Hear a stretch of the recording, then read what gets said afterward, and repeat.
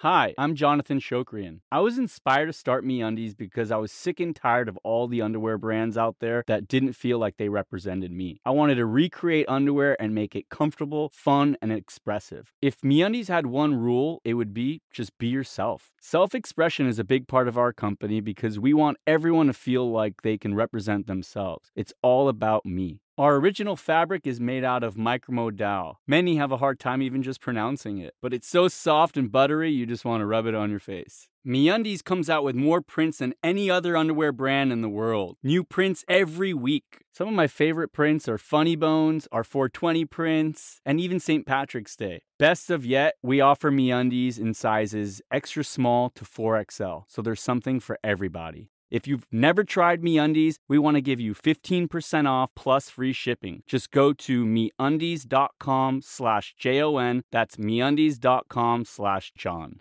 Today tastes like heading out the door and driving into town. It tastes like grabbing snacks and a Coke and singing as loud as you can. Today tastes like anything could happen. And it never tasted this good. Summer tastes better with Coca-Cola. Wherever you're going this week, don't forget to grab an ice-cold, refreshing Coca-Cola from Walmart.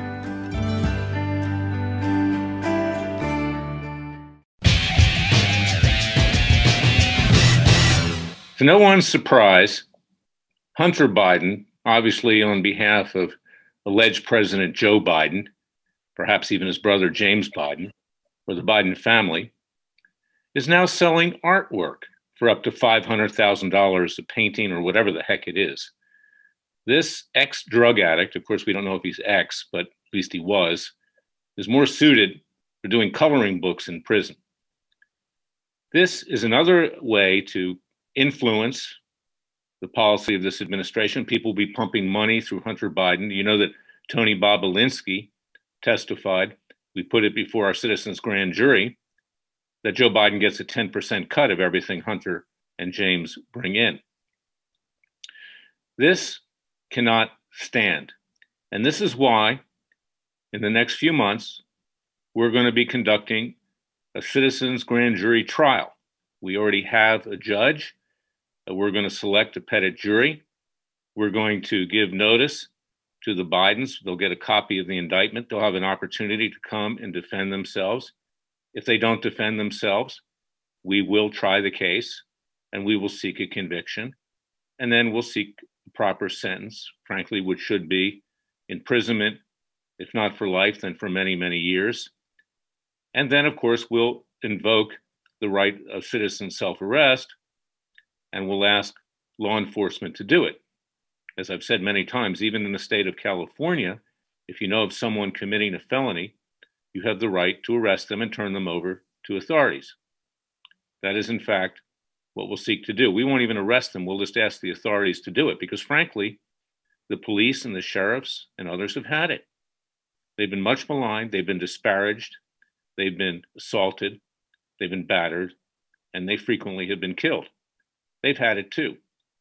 And Biden is propagating a jihad, literal jihad, against the police on behalf of his leftist friends and those who propped him up and put him in power.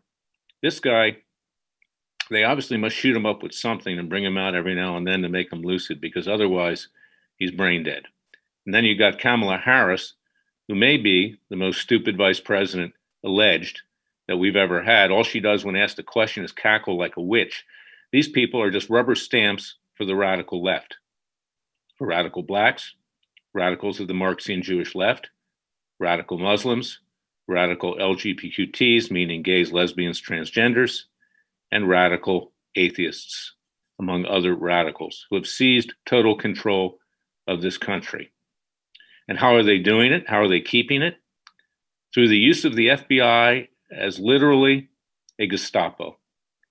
Just this weekend, I heard reports that the director of the FBI has told family members to turn in other family members if they were present in Washington on January 6th, at least in terms of in the Capitol. Many of the people who went into the Capitol were peaceful, most of them overwhelmingly.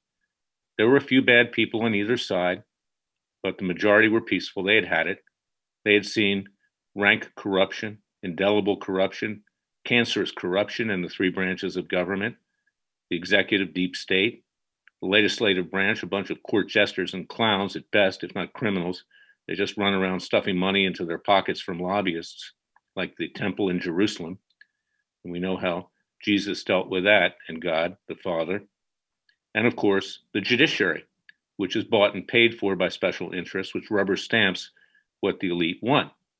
That's why we no longer have recourse in the courts.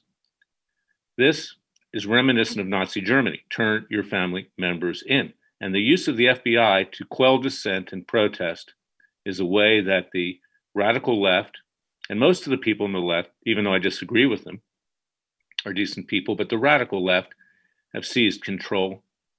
I don't like any leftist, to be honest. It was Ann Coulter, actually, that wrote a book years ago, much too mild, that said, how to talk to a liberal if you must. Well, I don't use the word liberal. They're leftists. They're Marxists. They can coexist as long as they don't destroy our system and try to inject socialism, communism, and atheism into our way of life. And that was the reason for our Third Continental Congress. Go to freedomwatchusa.org and watch that. You can watch it. It's very, very enlightening. And in 2 weeks, we're going to reconvene and decide where we go from here, whether we need to declare independence. We're not going to move on the government. We're no threat to the government. But we have the right to set up our own government. Declaration of Independence says, when in the course of human events, the sovereign, the rulers, no longer represent the people, they have a God-given right to alter or abolish that government and to form a new government by and for the people with equal rights for everyone. That's a paraphrase of what Jefferson and the others wrote in our Declaration of Independence. We just finished the Third Continental Congress, excuse me, getting choked up, on the 245th anniversary of the original Declaration of Independence and the Second Continental Congress. This is the third. We're going to continue on with sessions. The American people need to understand that it's time to rise up. Enough is enough, and enough is too much. I can't takes it no more, as Popeye used to say in my youth, the cartoons. It's very applicable today. And this is why go to freedomwatchusa.org. Just don't watch our citizens' grand juries that we have up there or the Third Continental Congress. Get involved. Join Freedom Watch's Justice League. Be a part of the solution. Just don't be a couch potato. Get up off the couch. Put the whiskey down. Put the cigar down. Get to work. Save the country. It's not enough to watch Sean Hannity tell you the same thing every night with the same monologue, just modified by a few words, ending with, Sean Hannity must be calling, ending with, and they say we're going to throw Granny under the couch. That's my message for today. God bless you. God bless America. Stay safe. Remember that the Father and the Son will only help those who help themselves. I'll be back tomorrow with another special podcast.